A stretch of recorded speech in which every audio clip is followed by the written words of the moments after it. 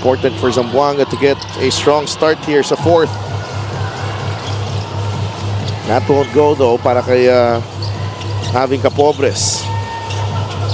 Sa bandal, Maikes swings it over to Alforque. Panganiban. Really ball swinging from side to side. Just very hard for the defense to keep up. Yeah, and they were at a disadvantage on that right corner because it was CBC trying to close out on Panganiban, and Nico recognizing that right away. He had a foot speed advantage, took it to the rack. And CBC answers with a 3. A nice way to get it back. At least that's one more on their side. So the lead chopped down to 7. Maikes will fire. No. Gabat with the rebound. It's a good, I think this is good for Reg Gabat to see extended time on the floor here, Javi. Oh yeah, I mean, he's gotten Zamboanga out of some big leads in the past. So I think Coach Egay and Coach Bong will try to, I don't even think it's a gamble that he's here to start the fourth quarter. This might just be the more appropriate time for him to come in. Baka nga siguro nakalimutan lang nila eh. And he's doing well. You can also count on him defensively as well. You're right. Abdul returns. So Abdul, Roy, CBC, Reg, and James Una para sa Zamboanga. San Juan naman has Villapando, Wamar, Maikes, Sabandal, and Panganiban. CBC misfires. Rebound nakuha ni Wamar. Wamar drives baseline. Panganiban. Villapando is wide open. He'll fire. Rebounds collected by James Una. We need to convert here, Zamboanga. Cruz inside the paint. No good. Villapando secures the rebound. That's his 4th rebound of the game. Wamar is fouled by Una. Just a smart play. He hasn't gone for a lot of attempts yet in this game, but when he does, he makes sure that it's gonna count. AC Soberano babalik dito. 11 points para sa kanya. Kawilan comes back in para kay Carl Brian Cruz. The bulk of Wamar's points have come from the free throw line. He's still perfect. 5 out of 5 from the charity stripe. 7 points, 4 rebounds, 7 assists. Meron siyang 4 na turnovers. Make that 8 points para kay Orlan Omar. Kalisan, Maikes, and Soberano. Panganiban and Omar, the 5 para dito sa San Juan.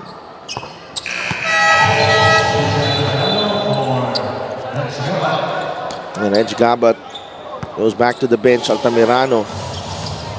Binalik na dito ni Coach Bong Ramos and Coach Egay Macaraya. 9-point game. Altamirano matched up against Kalisaan. The drive. Nag-alangan. Soberano is ahead of the pack. And 13 points para kay AC Soberano off the bench. Usually, really, when you think twice about what you're going to do, especially when you're already in the lane, that turnover is going to happen. Altamirano, I think, should opt to go hard to the basket rather than think twice about what he's going to do. And just like that, from Abdul Sawat, 2 free throws para sa kanya. About time, I think, for Abdul to try and take over here for Zamboanga. Currently only with just 3 points, 4 rebounds, and 2 assists.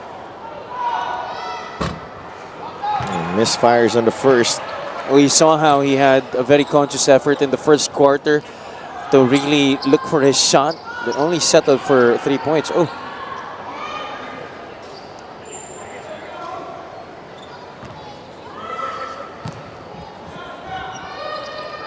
Abdul, 0 for 2.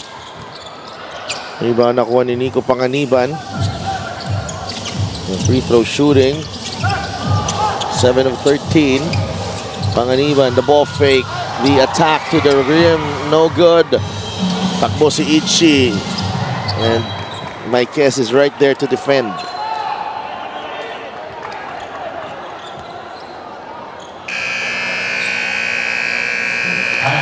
Zamboanga wants to talk things over. It's been a struggle for the visitors. Down by 11, 6:55 left in this ball game.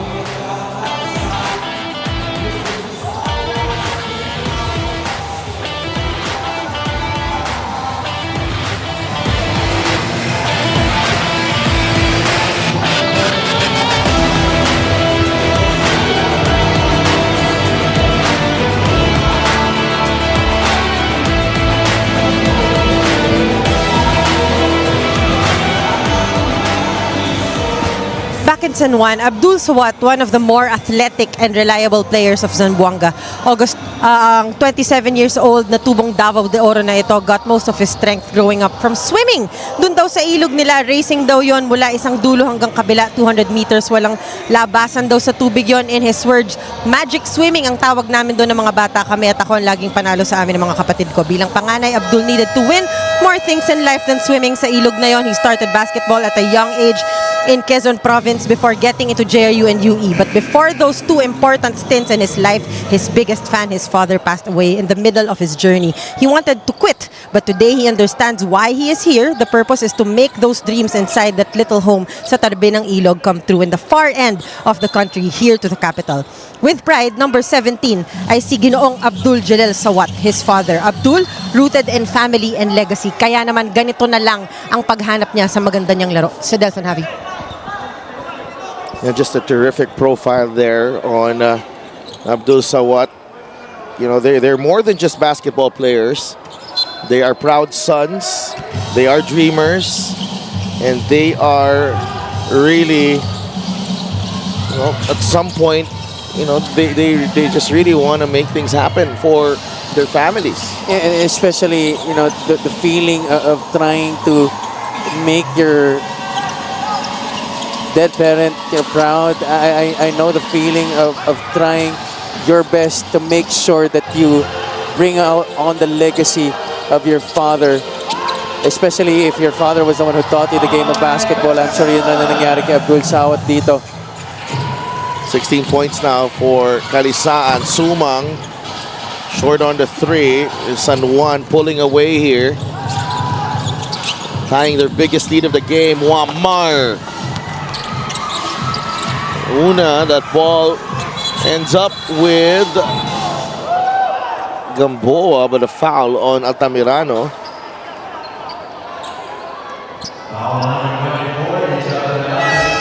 This is the assistant game brought to you by 1xBet, title sponsor of the Mpbl. Your choice, your victory. Feel more game with 1xBet. It just amazes me how Orlan Omar finds these passes, Javi. His vision is incredible. It's fantastic. Just the way that he's been able to climb up the ranks here, isa yan sa mga talagang in-improve niya. And I'm sure it continues to grow as the years go by, despite his long tenure already with the Knights. Orlan Momar still is perhaps the best point guard here in the Mpbl. The gold standard really here when it comes to playmakers in the Mpbl. 13 points ang lamang dito ng San Juan. Kalisay. Kawilan. Now with Capobres. Atake sa gitna. Si Alvin. Yep, a whistle going against AC Soberano.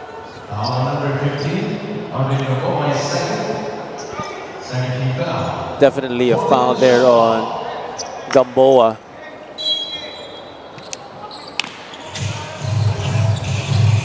Una. Hand off to Kalisay. He'll fire a three. Misfires. Una again inside. Mosqueda. A surprise there. Una did not take the shot. Yeah, too unselfish there. Lamar falls. And turnover number 5 for Orlan Omar. The calls haven't been very consistent in this game.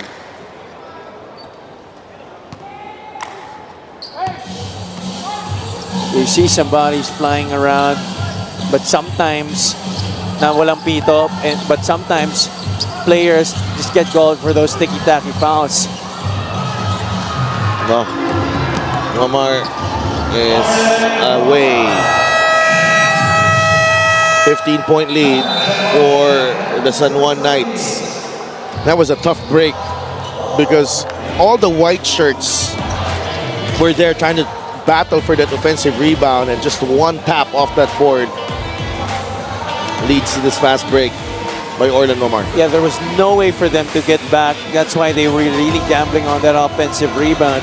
But San Juan making sure that there was one guy to catch that tap, and it was Orlan Omar. 71-56 now.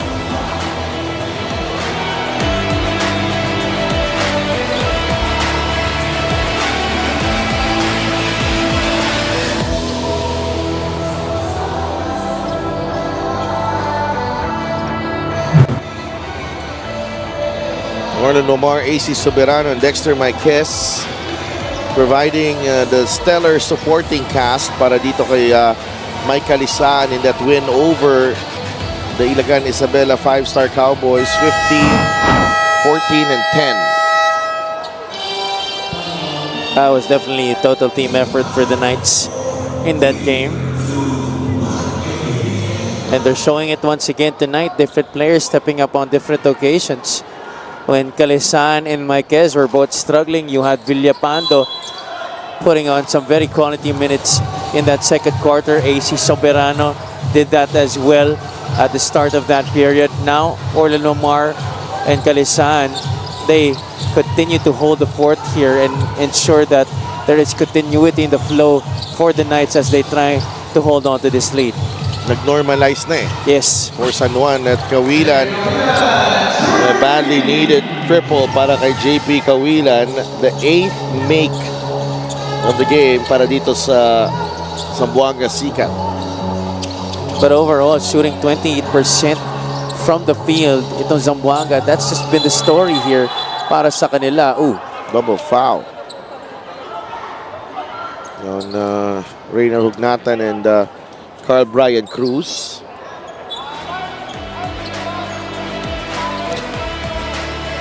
Ano natin nangyari dito?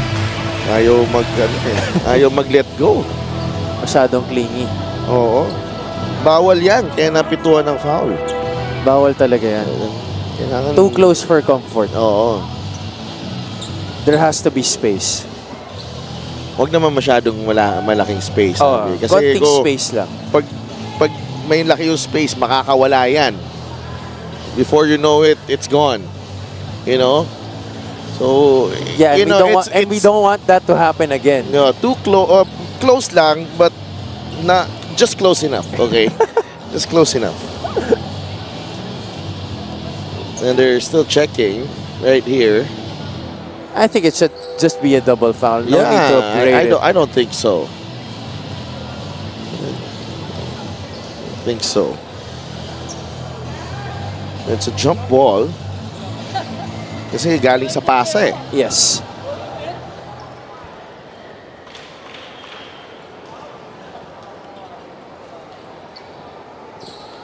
Anong verdict dito? More possession arrow pointing to San Juan.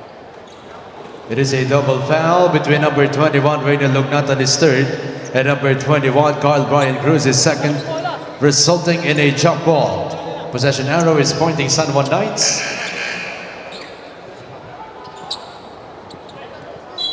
Like Coach Bong is trying to argue that there was already change of possession, so dapat daw sa kanila yung bola. But our referees will still award the basketball to the Knights. Gamboa, 7 seconds to work with. Oh, Capobres falling.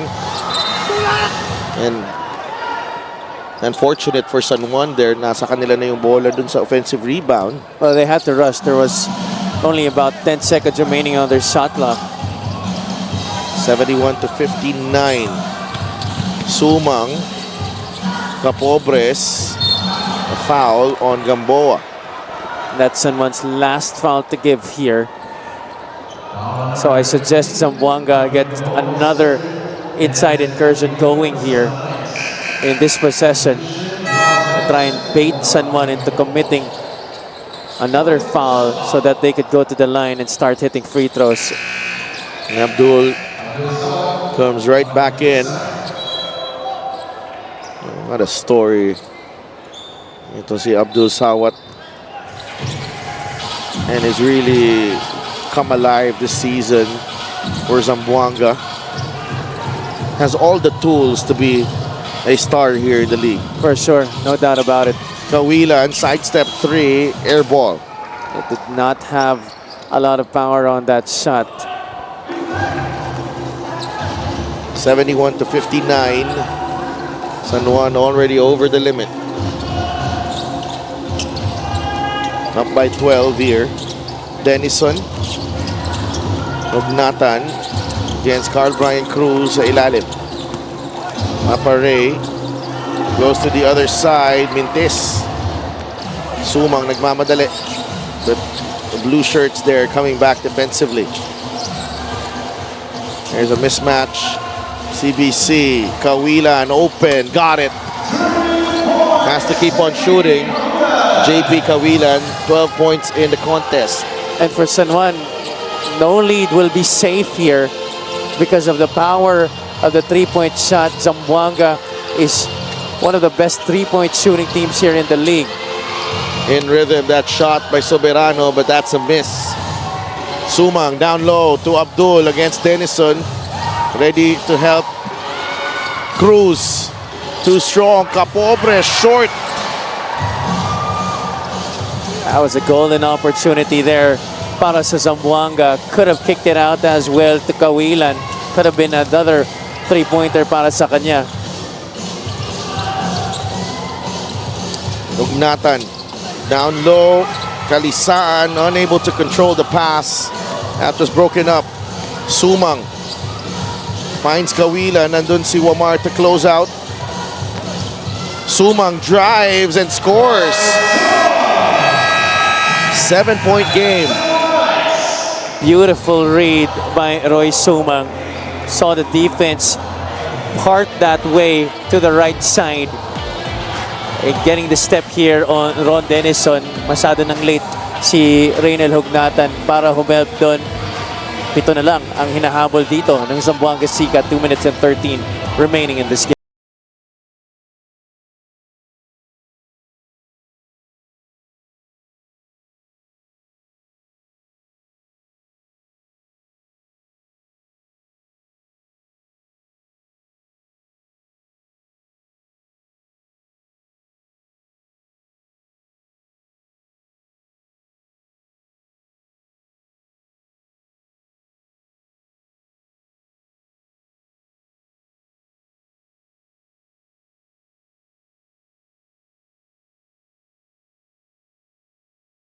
Roy Sumang held to just 2 points against the Abra Solid North Weavers, Avi. To be playing, that way against your former team, I'm sure he was really mad at himself after that game. Tonight, 4 points, 3 rebounds, and 4 assists. It's a tough matchup tonight para dito kay Roy Sumang against Orlan Nomar.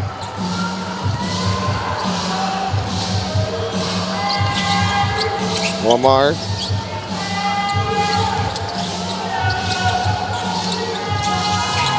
Orlan. Final 2 minutes here. Kalisan floats it in.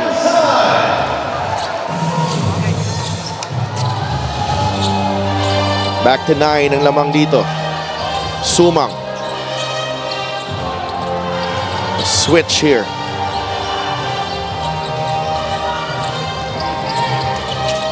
Finds Sawat inside. He misses. Oh, that's 2 misses underneath for Zamboanga. And just a lot of frustration written all over Sumang's face right now. He's really gassed.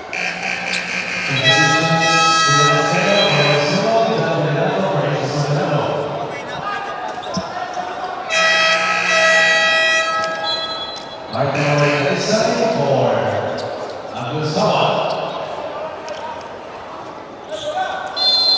minute and 34 remaining. San Juan Knights looking good. On their way to win number 20 for the season. Wamar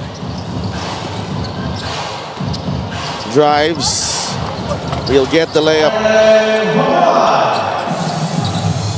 And that just might do it here in this game. If Zamboanga cannot hit a basket on this possession.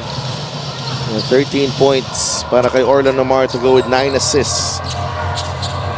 CBC gets the bounce. 66 to 75. There's a small window of opportunity left here for Zamboanga. Question is, can they get a stop?